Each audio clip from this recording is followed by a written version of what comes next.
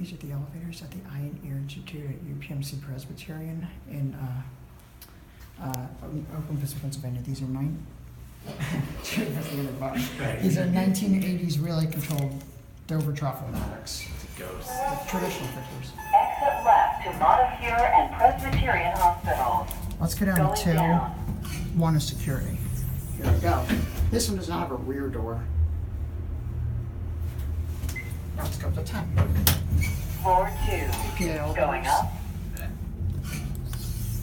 we go up. These are interesting.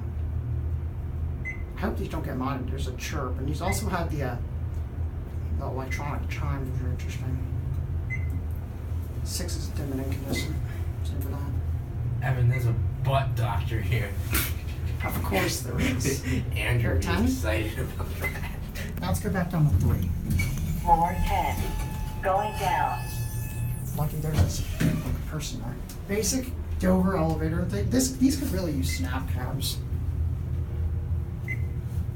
Newer fire service key. Dover traditional fixtures from the 1980s. It's a relay controlled. Here at 3. Floor 3.